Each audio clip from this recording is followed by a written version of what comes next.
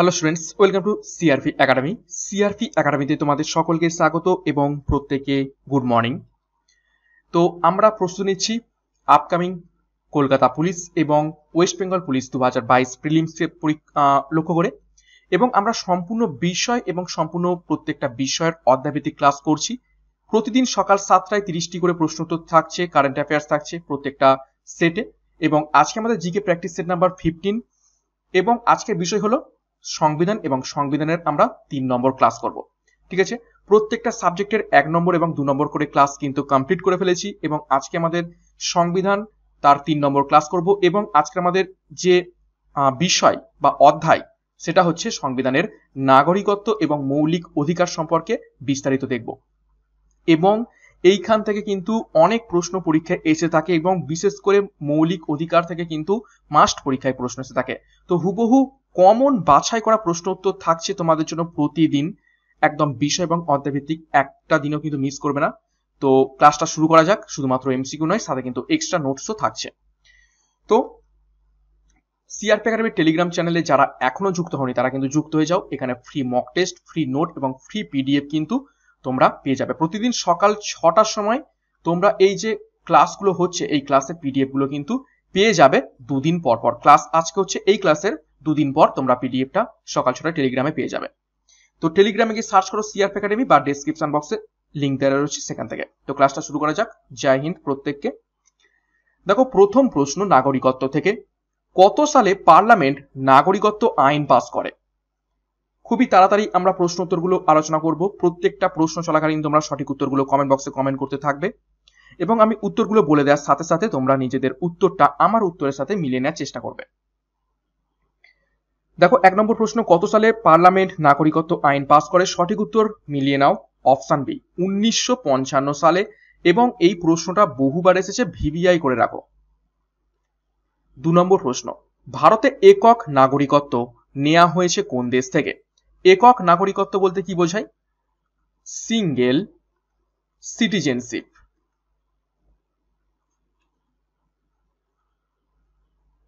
তো সিঙ্গেল সিটিজেনশিপের ধারণা নেওয়া হয়েছে আমাদের দেশের সংবিধানে। তো সঠিক উত্তর হবে অপশন এ, ব্রিটিশ সংবিধান থেকে। 3 নম্বর প্রশ্ন দেখো, ভারতীয় সংবিধানের কোন তালিকায় নাগরিকত্ব অন্তর্ভুক্ত করা হয়েছে? আমরা দেখেছিলাম সপ্তম তফসিল, এর আগের ক্লাসটাতেই দেখেছিলাম সপ্তম তফসিল, সেখানে কি লেখা রয়েছে? মোট 3টে তালিকা রয়েছে, ঠিক আছে, রাজ্য, কেন্দ্র এবং যৌথ। তো সঠিক উত্তর হবে এখান থেকে অপশন বি, ইউনিয়ন তালিকা। কেন্দ্র তালিকায় নাগরিকত্ব অন্তর্ভুক্ত রয়েছে। 4 নম্বর প্রশ্ন দেখো, সংবিধানের কোন অনুচ্ছেদে পাকিস্তান থেকে ভারতে অভিবাসিত ব্যক্তিদের নাগরিকত্বের বিধান রয়েছে? অর্থাৎ পাকিস্তান থেকে যদি ভারতে কোনো ব্যক্তি চলে আসে, তো সেই ব্যক্তি কিভাবে ভারতের নাগরিকত্ব পেতে পারে সেই সম্পর্কিত বিধান রয়েছে নিচের কোন ধারাতে? এটাকে ভিভিআই করবে। তো সঠিক উত্তর হবে দেখো অপশন বি, ধারা 6, 6 নম্বর ধারাতে এটি বলা রয়েছে। 5 নম্বর প্রশ্ন দেখো, নাগরিকত্ব সংশোধনী বিল কবে সংসদে পাস হয়? নাগরিকত্ব সংশোধনী বিল, যেটা নিয়ে গোটা দেশ জুড়ে আন্দোলন হয়েছিল, যার বিরোধিতা করে। তো 5 নম্বর প্রশ্নের সঠিক উত্তর হবে অপশন সি, 2019 সালে নাগরিকত্ব সংশোধনী বিল সংসদে পাস হয়। তারিখটা কত ছিল? 11ই ডিসেম্বর।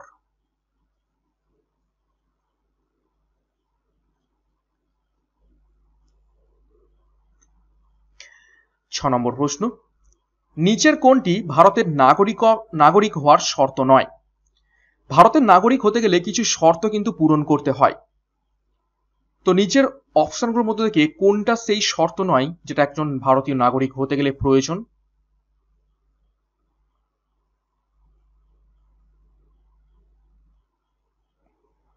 তো সঠিক উত্তর হবে অপশন বি, সম্পত্তি অর্জন। অর্থাৎ ভারতেই ভারতের মাটিতে জমি কেনা থাকলে বা সম্পত্তি থাকলে তিনি ভারতীয় নাগরিক হয়ে যাবেন এইটা কিন্তু হয় না। বাদ বাকি ভারতে জন্মগ্রহণ করলে বা ভারতের বংশোদ্ভূত হলে বা প্রতীকীকরণ অর্থাৎ ভারতের নাগরিকত্বের জন্য কিন্তু রেজিস্ট্রেশন করাতে হয়, তো তার ফলেই কিন্তু ভারতের নাগরিক হওয়া যায়, কিন্তু শুধুমাত্র সম্পত্তি অর্জন করলে কিন্তু ভারতের নাগরিক হওয়া যায় না। 7 নম্বর প্রশ্ন, নাগরিকত্ব আইন 1955 অধীনে ভারতের নাগরিক হওয়ার জন্য ভারতীয় বংশোদ্ভূত একজন ব্যক্তির কত বছর ভারতে বসবাস করতে হবে? এটাকে ভিভিআই করবে, খুবই গুরুত্বপূর্ণ প্রশ্ন। অর্থাৎ আমেরিকা থেকে একজন ব্যক্তি ভারতবর্ষে এলো এবং মাত্র একদিন ভারতবর্ষে থাকলো এবং তিনি যদি চান যে আমি ভারতের নাগরিকত্ব পেয়ে যাব, এটা কিন্তু হয় না। মিনিমাম একটা বছর রয়েছে, লিমিটেশন রয়েছে যতদিন ভারতবর্ষে থাকতে হবে, তো সেটা কত বছর? তো সঠিক উত্তর হবে দেখো অপশন সি, 7 বছর। মিনিমাম একজন ব্যক্তিকে, একজন বিদেশি ব্যক্তিকে 7 বছর ভারতবর্ষে বসবাস করতে হবে, তারপরে গিয়ে কিন্তু ভারতের নাগরিকত্ব তিনি পাবেন। নেক্সট 8 নম্বর প্রশ্ন, নাগরিকত্ব অধিগ্রহণের শর্ত নির্ধারণ করতে নিম্নলিখিত কোনটি সক্ষম? অর্থাৎ ভারতের নাগরিকত্ব সংক্রান্ত বিভিন্ন বিল, বিভিন্ন আইন, কোনো কিছু পরিবর্তন যদি করতে হয়, কোনো কিছু নাগরিকত্ব সম্পর্কে সমস্ত কিছু আলোচনা নিচের কোনটির হাতে রয়েছে, কোনটির হাতে ক্ষমতা রয়েছে? তো প্রশ্ন নাম্বার 8 এর সঠিক উত্তর কি হবে? তো সঠিক উত্তর হবে দেখো অপশন ডি, সংসদ বা পার্লামেন্ট। 9 নম্বর প্রশ্ন দেখো, কখন একজন ব্যক্তি ভারতে তার নাগরিকত্ব হারান? দেখো ভারতের একজন ব্যক্তির কিন্তু নাগরিকত্ব চলেও যেতে পারে, তো সেটা নিচের অপশনগুলোর মধ্যে থেকে কোন কোন কারণে ভারতের একজন ব্যক্তির নাগরিকত্ব চলে যেতে পারে? তো সঠিক উত্তর হবে অপশন ডি, উপরের সবগুলি। অর্থাৎ তিনি যখন তিনি বিদেশি নাগরিকত্ব অর্জন করেন, অর্থাৎ আমাদের দেশের নিয়ম কি রয়েছে, সিঙ্গেল সিটিজেনশিপ, ঠিক আছে, সিঙ্গেল সিটিজেনশিপ অর্থাৎ একক নাগরিকত্ব। এবার যদি কোনো একজন ব্যক্তি অন্য কোনো দেশের নাগরিকত্ব গ্রহণ করেন, তার মানে কি একজন ব্যক্তি দুটো দেশের নাগরিকত্ব হয়ে যাচ্ছে, তখন কিন্তু অটোমেটিক্যালি আমাদের ভারতবর্ষের নাগরিকত্ব তিনি হারিয়ে ফেলবেন। সম্প্রতি তোমরা জানো অক্ষয় কুমার কিন্তু কানাডার সিটিজেনশিপ গ্রহণ করেছেন, যে কারণে অক্ষয় কুমার কিন্তু আর ভারতের নাগরিক নন, যে কারণে তাকে অনেক সময় সোশ্যাল মিডিয়াতে এই নিয়ে আক্রমণ করা হয়ে থাকে এবং ট্রোল করা হয়ে থাকে। তারপর দেখো যখন তিনি নাগরিকত্ব ত্যাগ করেন, অর্থাৎ নিজের ইচ্ছায় তিনি নাগরিকত্ব ত্যাগ করছেন যে না আমি আর ভারতবর্ষের নাগরিক থাকবো না, এবং যখন সরকার কোনো কারণে নাগরিকত্ব বঞ্চিত করে, অর্থাৎ ধরো কোনো ব্যক্তি দেশের সাথে দেশদ্রোহিতা করলো, ঠিক আছে, বিশ্বাসঘাতকতা করলো, তখন যদি সরকার মনে করে এই ব্যক্তিকে আমরা নাগরিকত্ব থেকে বাদ দিয়ে দেবো, তখন কিন্তু দিতে পারে। তো সঠিক উত্তর হবে উপরের সবগুলি। 10 নম্বর প্রশ্ন, ভারতের সংবিধানে অনুচ্ছেদ 5 থেকে 11 সাথে সম্পর্কিত রয়েছে নিচের কোনটি?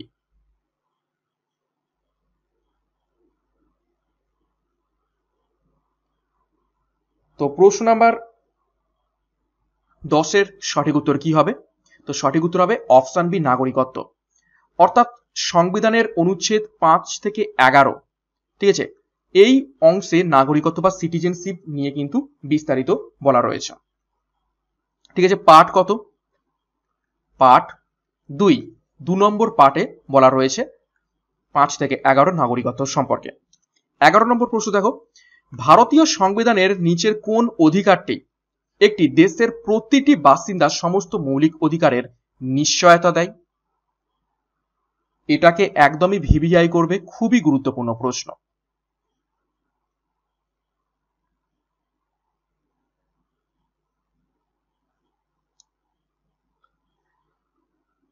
তো 11 নম্বর প্রশ্নের সঠিক উত্তর কি হবে?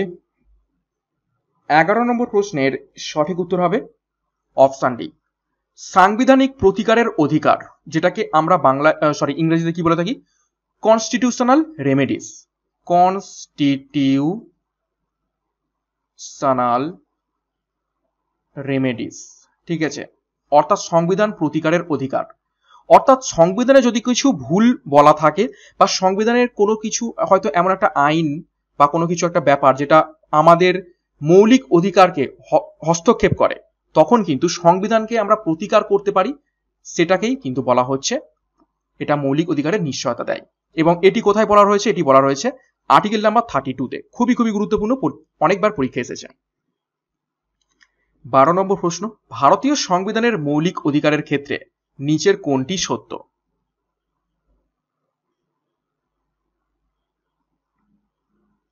তো সঠিক উত্তর হবে অপশন বি, সকল বাসিন্দার জন্য সুযোগের সমতা। এটা কিন্তু একদমই সত্য কথা। 13 নম্বর প্রশ্ন, নিচের কোন অনুচ্ছেদে ধর্মীয় স্বাধীনতার কথা উল্লেখ রয়েছে? ভিভিআই করবে প্রশ্নটিকে, একদমই বাছাই করা প্রশ্ন উত্তর আজকে করছি।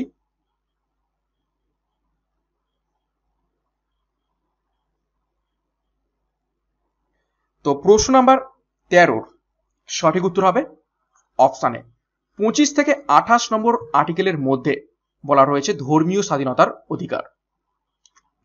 14 নম্বর প্রশ্ন দেখো, মৌলিক অধিকার প্রয়োগের জন্য আদালত নিচের কোনটি জারি করতে পারে? প্রত্যেকে কমেন্ট বক্সে কমেন্ট করো।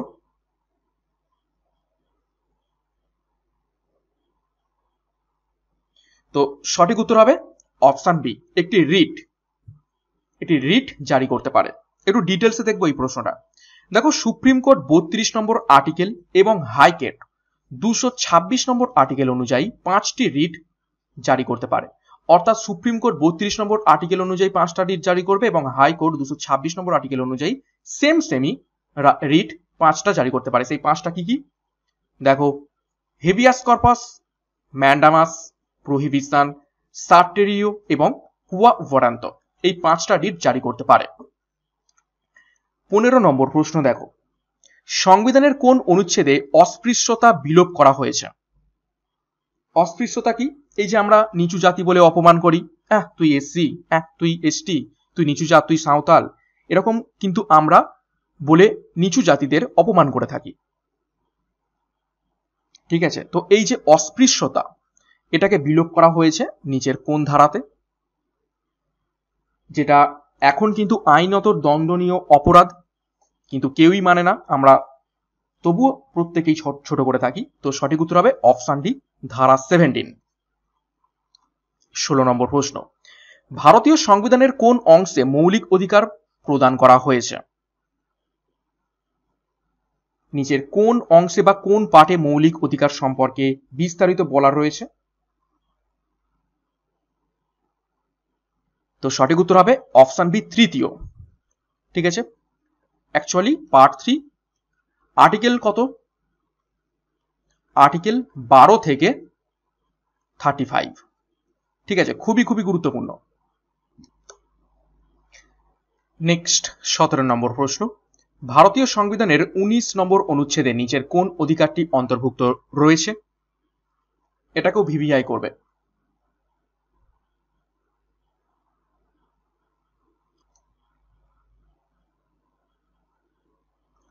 তো 17 নম্বর প্রশ্নের সঠিক উত্তর হবে অপশন সি, বাক ও মত প্রকাশের স্বাধীনতার অধিকার। দেখো, একটু ডিটেলসে দেখব। অনুচ্ছেদ 19 6টি মৌলিক অধিকারের সাথে সম্পর্কিত। সেটা কি কি দেখো, বাক ও মত প্রকাশের স্বাধীনতার অধিকার, শান্তিপূর্ণভাবে অস্ত্র ছাড়া সমবেত হওয়ার অধিকার, সমিতি বা ইউনিয়ন বা সমবায় গঠনের অধিকার, ভারতের ভূখণ্ড জুড়ে অবাধে চলাফেরা করার অধিকার, ভারতের ভূখণ্ডের যে কোনো অংশে বসবাস এবং বসতি স্থাপনের অধিকার, এবং যে কোনো পেশা অনুশীলন করার বা কোনো পেশা ব্যবসা চালিয়ে যাওয়ার অধিকার রয়েছে। নেক্সট 18 নম্বর প্রশ্ন, ভারতীয় সংবিধানে মৌলিক অধিকারের ধারণা নেওয়া হয়েছে নিচের কোন সংবিধান থেকে বা কোন আইন থেকে?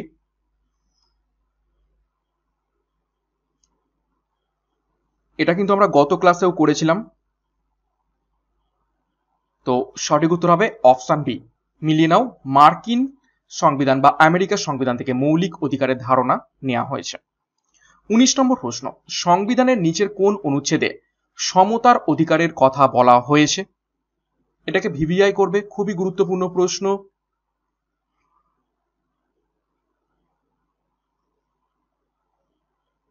তো সঠিক উত্তর হবে, মিলিয়ে নাও, অপশন সি, আর্টিকেল 14 to 18, 14 থেকে 18-র মধ্যে বলা হয়েছে সমতার অধিকারের কথা। দেখো কি কি রয়েছে। অনুচ্ছেদ 14, সেখানে কি কি বলা রয়েছে দেখো, ধর্ম, জাতি, বর্ণ, লিঙ্গ বা জন্মস্থানের ভিত্তিতে ভূখণ্ডের মধ্যে আইনের সামনে কোনো ব্যক্তির সমতা বা আইনের সমান সুরক্ষা রাষ্ট্র অস্বীকার করবে না। অর্থাৎ আইনের চোখে ভারতের সমস্ত ব্যক্তি সমান। অনুচ্ছেদ 15, রাষ্ট্র শুধুমাত্র ধর্ম, জাতি, বর্ণ, লিঙ্গ, জন্মস্থান বা তাদের যে কোনো একটির ভিত্তিতে কোনো নাগরিকের প্রতি বৈষম্য করবে না। 16 নম্বর, রাজ্যের অধীনস্থ যে কোনো অফিসে চাকরি বা নিয়োগ সংক্রান্ত বিষয় সকল নাগরিকের জন্য সুযোগের সমতা থাকবে। এই 16 আন্ডারে সাব ক্লজ রয়েছে, সেখানে কিন্তু যারা পিছিয়ে পড়া বর্গ এবং মহিলাদের জন্য কিন্তু বিশেষ ব্যবস্থা গ্রহণের কথাও কিন্তু বলা হয়েছে, যে কারণে ক্যাটাগরি এসসি, এসটি, ওবিসি এবং মহিলারা কিন্তু স্পেশাল সুযোগ পেয়ে থাকেন। ধারা 17, অস্পৃশ্যতা বিলোপের কথা বলা হয়েছে এবং ধারা 18, সামরিক এবং একাডেমিক ব্যতীত সকল পদবি বিলুপ্তিকরণ। অর্থাৎ আগে জমিদার, সামন্ত, রাজাধিরাজ এই সমস্ত পদবি ছিল, ঠিক আছে, সেই সমস্ত পদবি সমস্ত বিলোপ করা হয়েছে, শুধুমাত্র সামরিক অর্থাৎ ব্রিগেডিয়ার, কর্নেল, এই যে উপাধিগুলো এবং একাডেমিক যেমন হচ্ছে ভারতরত্ন বা ডক্টরেট, এই সমস্ত উপাধিগুলো ছাড়া বাকি সকল উপাধি কিন্তু বিলুপ্ত। 20 নম্বর প্রশ্ন, ভারতের সংবিধানের 21A অনুচ্ছেদ ড্যাশের অধিকার প্রদান করে? নিচের কোনটির অধিকার 21A প্রদান করে থাকে? তো সঠিক উত্তর হবে অপশন ডি, শিক্ষার অধিকার। দেখো ডিটেলসে, ভারতের সংবিধান 21A অনুচ্ছেদ শিক্ষার অধিকার প্রদান করে। দেখো, ভারতের সংসদের 8টি আইনটি 4 আগস্ট 2009 প্রণীত হয়েছিল এবং 1 এপ্রিল 2010 কার্যকরী হয়েছিল। সংবিধানের 86তম সংশোধন আইন 2002 অনুযায়ী একটি মৌলিক অধিকার হিসাবে 6 থেকে 14 বছর বয়সী সমস্ত শিশুদের বিনামূল্যে এবং বাধ্যতামূলক শিক্ষা প্রদানের জন্য ভারতের সংবিধানের ধারা 21A সন্নিবেশিত করা হয়েছে। খুবই গুরুত্বপূর্ণ তথ্য। 21 নম্বর প্রশ্ন দেখো, নিচের কোন অনুচ্ছেদে উপাধি বিলোপের কথা বলা হয়েছে? উপাধি মিন্স এখানে যেটা দেখলাম পদবি, জাস্ট এক্ষুনি আমরা এক্সট্রা নোটে দেখলাম।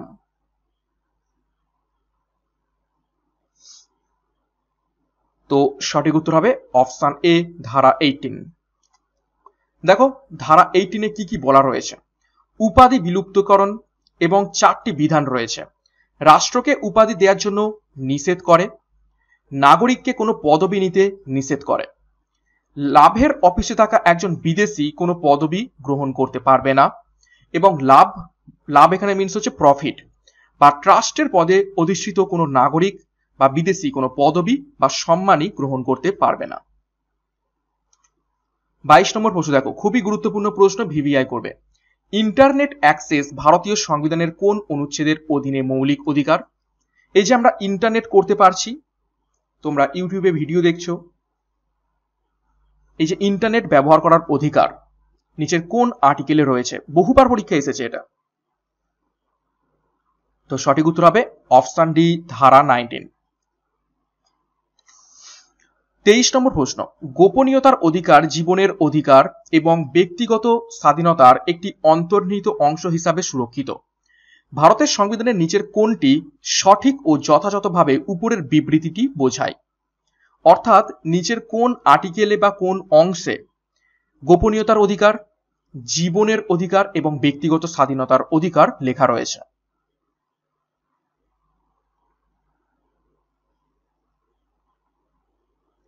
তো 23 নম্বর প্রশ্নের সঠিক উত্তর হবে দেখো অপশন সি, ধারা 21 পার্ট 3 স্বাধীনতা। ঠিক আছে, ধারা 21-এ ব্যক্তিগত অধিকার, জীবনের অধিকার এবং গোপনীয়তার অধিকার বলা রয়েছে। 24 নম্বর প্রশ্ন, ভারতের সংবিধানের নিচের কোন অনুচ্ছেদে কারখানা ইত্যাদিতে শিশুদের নিয়োগ নিষিদ্ধ করা হয়েছে? একদমই গুরুত্বপূর্ণ প্রশ্ন। কত বছর বয়সী পর্যন্ত এটা নিষেধ করা হয়েছে? 14 বছর বয়সী পর্যন্ত শিশুদের কোন রকম কারখানাতে নিয়োগ করা একদমই নিষিদ্ধ। তো এটা কত নম্বর আর্টিকেলে বলা রয়েছে? তো সঠিক উত্তর হবে অপশন সি, 24 নম্বর আর্টিকেলে। 25, 86তম সংবিধান সংশোধনী আইন 2002 ভারতের সংবিধানের নিচের কোন অনুচ্ছেদটি সন্নিবেশিত করেছে? একটু আগে কিন্তু আমরা এক্সট্রা নোটে দেখলাম 86তম সংবিধান সংশোধনী আইন, যেখানে কি বলা হচ্ছে 14 বছর বয়সী পর্যন্ত 6 থেকে 14 বছর বয়সী প্রত্যেকটা শিশুকে বাধ্যতামূলক কি দিতে হবে, শিক্ষা দিতে হবে। তো সঠিক উত্তর হবে অপশন এ 21 ক বা 21 এ। 26 নম্বর প্রশ্ন, নিচের কোন অধিকারকে মৌলিক অধিকারের তালিকা থেকে বাদ দেওয়া হয়েছে? বর্তমানে কতগুলো মৌলিক অধিকার রয়েছে? 6 রকম মৌলিক অধিকার রয়েছে, কিন্তু অতীতে কতগুলো ছিল? 7 রকম মৌলিক অধিকার ছিল। তো তার মানে একটাকে বাদ দেওয়া হয়েছে, এখন 6টা রয়েছে। তো সেই একটা কোনটা? তো 26 এর সঠিক উত্তর হবে অপশন সি, সম্পত্তির অধিকার বা রাইট অফ প্রপার্টি। ঠিক আছে, সম্পত্তির অধিকারকে মৌলিক অধিকারের তালিকা থেকে বাদ দিয়ে দেওয়া হয়েছে। দেখো ডিটেলসে, সম্পত্তির অধিকার যেটা আগে ছিল অনুচ্ছেদ 31, এখন আর কিন্তু অনুচ্ছেদ 31 নেই।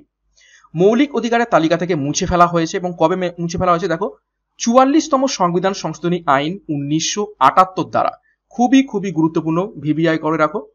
44তম, আমি ভুল বললাম, 74 নয়, 44তম সংশোধনী আইন 1978 দ্বারা এটাকে বাদ দিয়ে দেওয়া হয়েছে, এবং এটাকে বাদ দিয়ে মৌলিক অধিকারের তালিকা থেকে বাদ দিয়ে এখন কোথায় রাখা হয়েছে? সংবিধানের, এটা দেখো কত, 22 নম্বর পার্টে। ঠিক আছে, আইনি অধিকার হিসাবে এখন রয়েছে 300A নম্বর ধারাতে। ঠিক আছে, একটি সাধারণ সাংবিধানিক অধিকার হিসাবে পরিণত হয়েছে। নেক্সট 27 থেকে 30 নম্বর পর্যন্ত আমরা কারেন্ট অ্যাফেয়ার্স দেখে নেব। দেখো, Indian film festival of Melbourne awards 2022 কাকে সম্প্রতি লাইফ টাইম অ্যাচিভমেন্ট অ্যাওয়ার্ড দেওয়া হলো?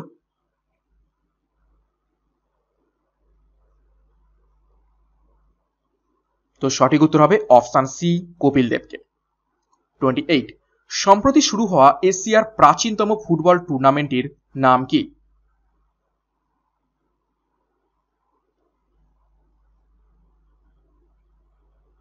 তো সঠিক উত্তর হবে, দেখে নাও, অপশন বি, দুরান্ত কাপ। কলকাতাতে শুরু হয়েছে এটা। 29, ফিফা সম্প্রতি কোন দেশকে অনির্দিষ্ট সময়ের জন্য সাসপেন্ড করলো? খুবই গুরুত্বপূর্ণ ঘটনা।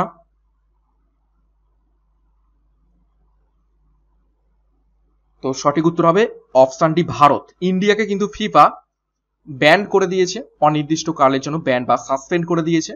ঠিক আছে, থার্ড পার্টি কিছু ছিল সেই জন্য। নেক্সট 30 নম্বর প্রশ্ন, চেনাব নদীর উপর বিশ্বের সর্বোচ্চ রেলওয়ে সেতুটির উদ্বোধন করা হয়েছে। এটি কোন শহরকে সারা ভারতের সঙ্গে যুক্ত করবে?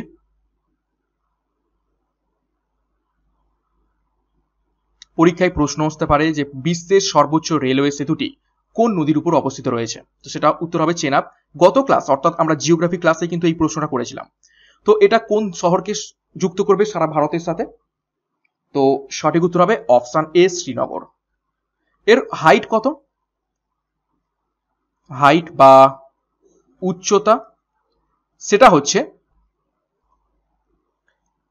359 মিটার, 359 মিটার, এবং লেন্থ বা দৈর্ঘ্য হচ্ছে 1315 মিটার সামথিং। আমি গত ক্লাসেই বলেছিলাম, ঠিক খেয়াল পড়ছে না, এটা একটু দেখে নেবে।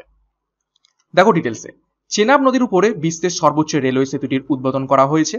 স্বাধীনতার পর থেকে প্রথমবারের মতো শ্রীনগরকে ভারতের বাকি অংশের সাথে যুক্ত করা হবে এই সেতুর মাধ্যমে। এই ব্রিজটি আইফেল টাওয়ারের থেকেও 35 মিটার উঁচু। তো এই ছিল আজকের ক্লাসে 30টি গুরুত্বপূর্ণ প্রশ্ন উত্তর। 30-এর মধ্যে কার কত সঠিক উত্তর হয়েছে কমেন্ট বক্সে কমেন্ট করে ফেলো।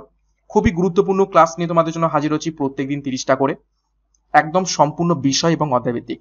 একটা ক্লাসও কিন্তু মিস করো না, এইখান থেকে কিন্তু কনসেপ্ট ক্লিয়ার হবে প্রত্যেকটা সাবজেক্টের প্রত্যেকটা চ্যাপ্টার থেকে কি সমস্ত প্রশ্ন আসতে পারে, একদম সাজিয়ে গুছিয়ে তোমাদের কাছে থাকছে। এর থেকে ভালো কিছু আর হয় না। ঠিক আছে, তো ক্লাসটা শেষ করার আগে আরো একবার জয় হিন্দ। ক্লাসটা ভালো লেগে থাকলে একটা লাইক কমেন্ট করো, চ্যানেলে নতুন হতে গেলে চ্যানেলটিকে সাবস্ক্রাইব করো এবং পাশের বেল আইকনটা প্রেস করে রাখো প্রতিদিন গুরুত্বপূর্ণ এরকম ক্লাসের নোটিফিকেশনগুলো পাওয়ার জন্য। তো আজকের মতো ক্লাসটা এখানে শেষ করলাম। Thank you, by.